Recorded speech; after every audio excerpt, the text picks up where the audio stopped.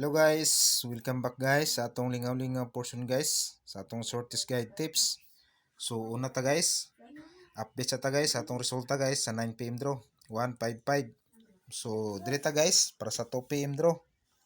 So una ta guys, direta sa atong pasakay nga guide. So una guys, may pamosting na ta diri guys, center ug ending. So kini guys, optional gyapon ni guys kung bet ninyo ning kombinasyon. So pick up lang ani isa-isa guys. So direta guys sa atong pamusting guys 3705, atong center 9 or 3, sa atong ending 5 or 6.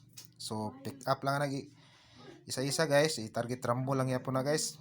Tapos ilastuhin lang ninyo na kung beat ninyo na mga kombinasyon guys. So direta guys sa atong angle guide. So kung kusunada ninyo ni atong